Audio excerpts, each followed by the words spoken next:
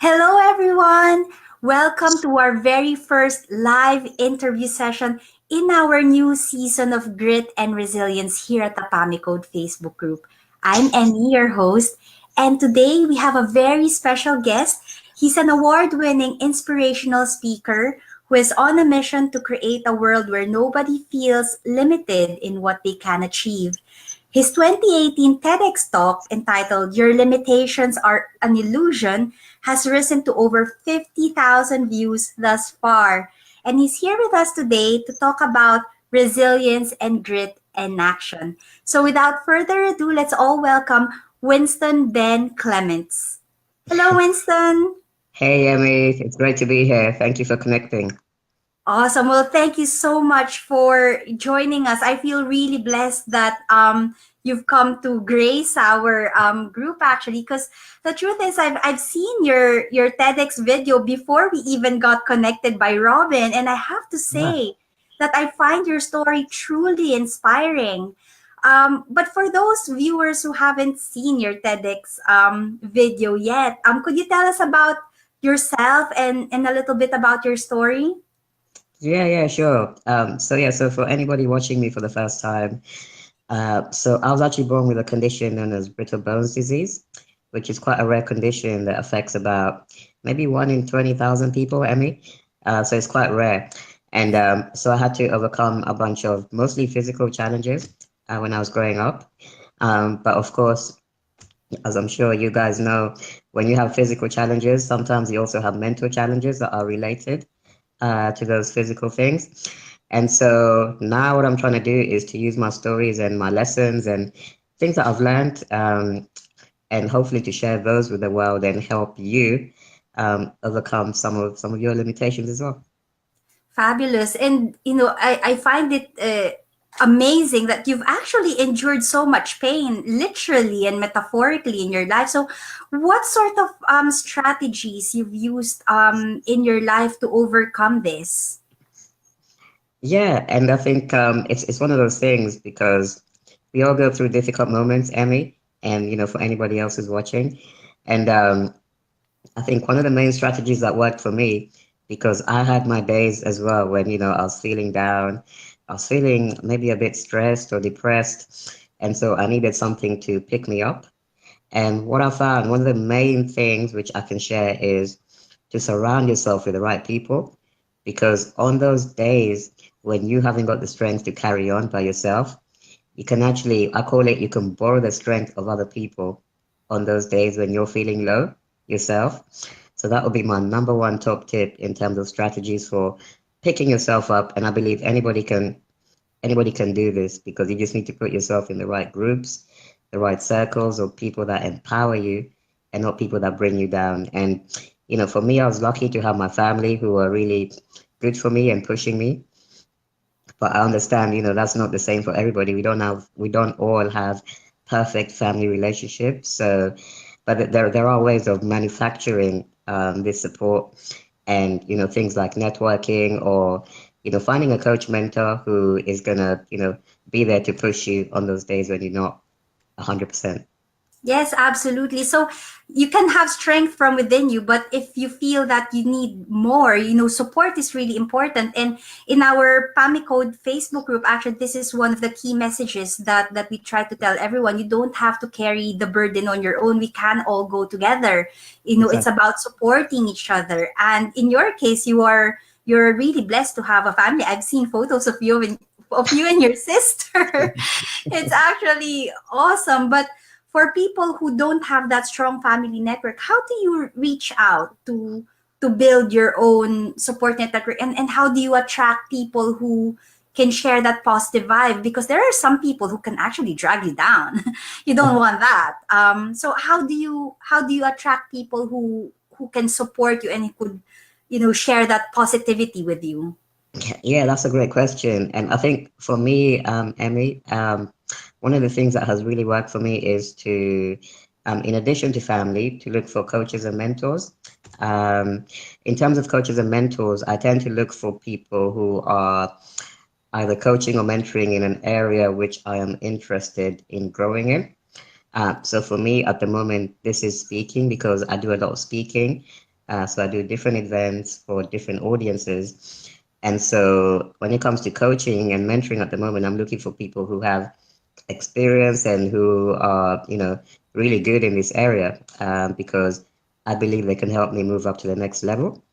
Um, Another really cool thing that I found is a mastermind. And I'm sure, Emmy, you're familiar with masterminds.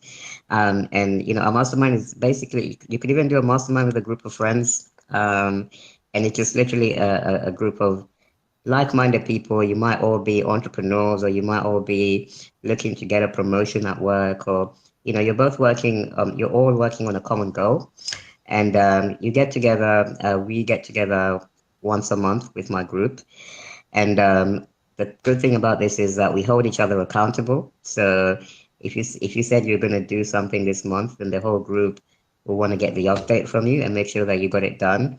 And also just to have that support, you might be doing some brainstorming for an idea, or you might want to get some feedback. And if you have a mastermind group, then you can just send a message to the group and say, hey guys, I've got this logo, or I have this website design. What do you guys think? And you have people to instantly, give you that positive support and feedback. Right. So it's actually having that group of people that you connect with, either someone who has more experience than for in terms of the mentors and coaches tapping into their expertise, but also you can form your own mastermind group, and you basically connect with your own strengths, and keeps you accountable actually. If you say you're gonna do something, you stick to that, and they hold your they hold on to your word and make sure that you actually try to achieve your goals. Yeah, exactly. And what I found with everybody who I've worked with, whether it's a coach or a mastermind colleague, what's happened eventually is that we've turned out to become really good friends.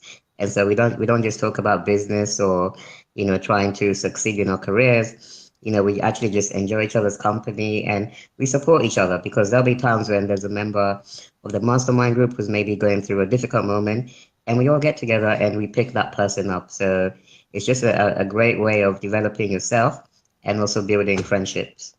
Absolutely. I totally agree. And actually, in your TEDx talk, you did talk about limiting beliefs as well. And I'm guessing that, having a mastermind group can help you to disentangle these limiting beliefs. But could you tell us a little bit more about what you mean by limiting beliefs, and how you could get over, or, challenge these beliefs?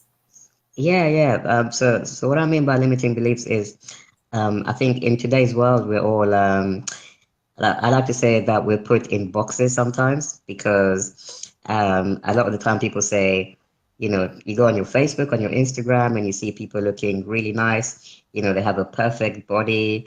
They're going to the beach every day. They have a perfect relationship. And then what happens is a lot of people compare themselves to this perfect image, and they think, oh, I'm only Winston. I don't have a six pack. I don't go to the beach every day. Does that mean that I'm not good enough? And with time, this can actually develop into this thing that I call a limiting belief, and put you into this box where you think, I'll never actually be good enough, compared to the rest of the world. Um, and then the other thing that we do as well is there's a lot of self-talk that goes on in our minds. And if this self-talk becomes negative, so for example, I used to have this a lot, because I used to think, because of my disability, am I ever gonna get a job, have a house, get married, have a normal life? And when it becomes a continuous pattern in your mind, this can also turn into a limiting belief. So, we need to watch out, that we're not subscribing too much to what we're being fed in the news, in social media, and we also need to watch our own self-talk. And that's why having positive people around you is so important, because they help you snap out of those moments when you start falling into those limiting beliefs. Absolutely. And to tell you the truth, if you've noticed in the PAME Code Facebook group, we've just introduced the TLC Tuesdays, and you've seen, people actually sharing, we call them inner critics, which is the same as the limiting beliefs. And these are the messages that we tell ourselves that sort of pushes us down, and, telling us we're not worthy, we're not enough, we're not good enough. But as a group, because you're putting it out in the open, we can help you to challenge these thoughts and ask, is it true? Is it logical? And is it constructive to hold on to these beliefs? And as I've said, if we try to come together, to have that support network, it makes us easier to overcome these beliefs. Yeah, I think so. And one thing that I'd like to say as well is that, sometimes these limiting beliefs, they're like a comfort blanket for us. If we're truly honest, they're like a comfort blanket. And they feel good in the moment, because if you tell yourself, I don't have the confidence to do a presentation, or to start my business, or to do A, B, or C, then it's actually comforting because it's letting you off the hook. So now you don't have to step out of your comfort zone. You don't have to, invest in coaching. You don't have to uh, get in front of an audience and speak, because you've already talked yourself out of it. So, and I think that's why the limiting beliefs, it can also be very tempting, because it keeps you in your safe space and in your comfort zone. But the only way to grow is to step out of that and into becoming the person and the best version of yourself. Absolutely. So from your experience, what was one of the biggest, limiting beliefs that you've had in the past? And what have you done to conquer it? Yeah, for me, the obvious one is public speaking. So, I come from a background where I worked in corporate for many years, about 10 years or so. And within my corporate job, I was actually working in IT, so technology. So I say I was more used to talking to computers than talking to people, because I was behind, my keyboard all the time. And so when I decided I wanted to try something new, to try public speaking, because a friend of mine was also doing it, I liked the idea, but I was really, really scared, because I thought, you know, with my background, and I don't have the confidence. Plus, on top of all of that, I have this disability, so I look completely different to everybody else. And, am I ever going to make it as a speaker? And to be honest, the only way I was able to start overcoming was to literally just bite the bullet, get myself speaking. So for me, I started off at Toastmasters. I don't know if you've heard of Toastmasters, but it's just a small meetup where people go to practice their public speaking, and just went from strength to strength, and then to bigger audiences, and to creating a message which I believe is very valuable for the world to hear. Awesome. And I actually love that because you actually have a bigger purpose. It's not just about you filling your ego, but you actually have a greater mission, and that actually pushes you forward, doesn't it? Yeah, I think so. And actually, this is one of the biggest ways of, I believe, building resilience. When you have such a strong mission and a strong purpose, it actually overpowers your fears, your limiting beliefs, and anything that might be holding you back. Because if I was to say, I don't want to learn how to be a public speaker, then that means at the same time I'm abandoning my mission, and maybe somebody who needed to hear my message is not going to get to hear it, because I didn't do what I was supposed to do. And sometimes that's the kind of push that you need, because I don't want to let anybody down. I don't want people not to hear the message that they need to hear. So sometimes you need to set yourself this big, massive mission, because that's what forces you to do things even when you find it really uncomfortable. Awesome. I love that. So it's having a higher sense of purpose. Just, bite the bullet, keep pushing through. And if you need support, surround yourself with people who could keep encouraging you and, supporting you all the way. 100%. Yeah. Absolutely. Thank you very much, Winston. I really appreciate you sharing your thoughts and insights with us. If people want to know more about you and how to get in touch with you, how can they do that? Yeah, no, thank you for asking, Emmy. I guess the easiest way is to just go on my website, which is winstonclements.com. And yeah, all my details are there: social media, Facebook, Instagram, Twitter. You can follow me, or feel free to drop me an email as well. And if you want to discuss anything in particular, I'm happy to do that.